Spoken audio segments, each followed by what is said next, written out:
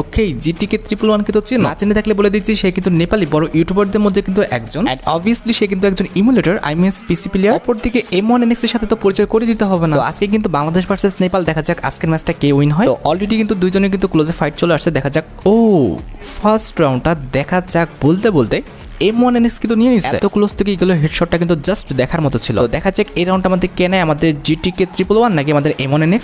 কিন্তু আমাদের one timer try করতেছে ইগল দিয়ে, আর অপর দিকে কিন্তু GTX, আরে ভাই তোমার নামটা এত হার্ড কেন, জিটিকে 111 কিন্তু ওয়ান টাইমার ট্রাই করতেছে M87 দিয়ে, আর অলরেডি কিন্তু লেগেও গেছে ভাই সাব।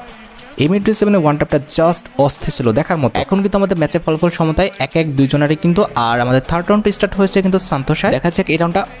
ও ভাই দেখা যাক। বলতে বলতে অলরেডি কিন্তু আমাদের জিটিকে 111 কিন্তু এই রাউন্ডটা নিয়েও নিচ্ছে। হেডশটটা কিন্তু জাস্ট দেখার মতো ছিল, একদম রেড M87 ভাই সাব। এরা এভাবে মারে কেমনে? যাই হোক, এখন কিন্তু আমাদের ম্যাচের ফলাফল 2-1। দেখা যাক এই রাউন্ডটা আমাদের M1NX নিতে পারে কিনা। যদি M1NX নিতে পারে কি বলতে বলতে নিয়েও নিচ্ছে, নিয়ে কিন্তু আমাদের ম্যাচের ফলাফল একদম সমতা করে দিচ্ছে। একটা পিসি প্লেয়ারের সামনে এত সুন্দর একটা পারফরমেন্স করাটা কিন্তু এতটা ইজি না।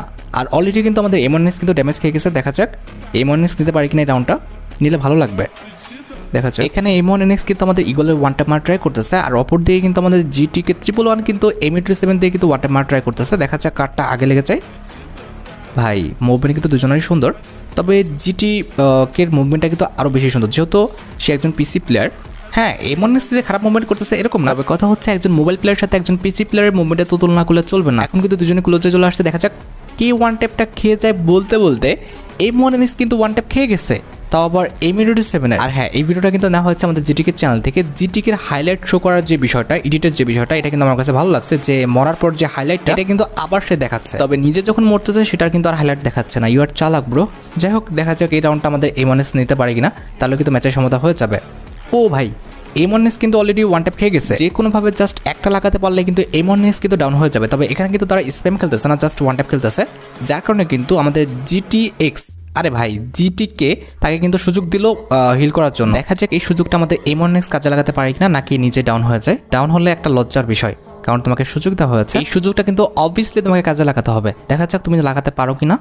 M1NX কিন্তু ভালো মুভমেন্ট দেখাচ্ছে, আর এদিকে জিটিকে ও কিন্তু ভালো মুভমেন্ট দেখাচ্ছে। বাপরে বাপ, ও মুভমেন্ট দেখাতে দেখাতে M1NX এর সামনে কিন্তু ওয়ান ট্যাপ খেয়ে গেছে, আর M1NX কিন্তু সুযোগটা ভালোই কাজে লাগালো, তাই না?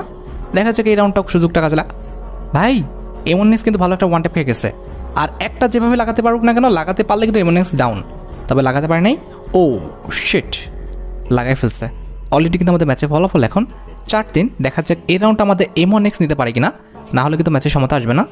M1NX নিয়ে নাও ভাই। এখানে জিটিকে মনে হয় ইয়ে হয়ে গেছিলো, আর কি গুলালে আটকে গেছিলো। এখন ঠিক আছে। যাই হোক, দেখা যাক এই রাউন্ডটা আমাদের M1NX নিতে পারি কিনা। ও ভাই, কে কখন কাকে মারতেছে এটা দেখাটাই টাফ, এদের মুভমেন্টে জ্বালায়। দেখা যাক এখন ম্যাচের ফলাফল কিন্তু আমাদের 4-4। এই রাউন্ডটা আমাদের M1NX নিতে পারি কিনা, নিলে কিন্তু আমাদের ম্যাচের অনেকটাই কিন্তু আগায় যাবে M1NX, আর হয়তো বা জিতারও কিন্তু একটা পর্যায়ে চলে যাবে। একজন পিসি প্লেয়ারের সাথে এত সুন্দর একটা মুভমেন্ট দেওয়া, এত সুন্দর একটা ফলাফল আনা কিন্তু অনেকটাই টাফ। M1NX কিন্তু আসলে একজন লেজেন্ড প্লেয়ার মানতে হবে। আর তোমরা অনেকে তাকে বলো যে সে নাকি প্যানেল ইউজার। ভাই প্যানেল ইউজার সেই যে নাকি পিসি প্লেয়ার, ঠিক আছে? প্যানেল ইউজ করতে পারে শুধুমাত্র পিসি প্লেয়াররা, মোবাইল প্লেয়াররা পারে না। আর মোবাইল প্লেয়াররা যত ভালো, যত দামি লাখ লাখ টাকার প্যানেল লাগাক না কেন, প্যানেল না বলতে গেলে হ্যাক লাগাক না কেন, ও শিট, অলরেডি কিন্তু M1NXকে কিন্তু ডাউন করে ফেলছে, মেরে ফেলছে। তো লাখ লাখ টাকার আমাদের ইয়ে লাগাক না কেন, হ্যাক লাগাক না কেন, তার অ্যাকাউন্ট 10 দিন, হাইস্ট হলে 10 দিনের মাথায় কিন্তু ব্যান হয়ে যাবে।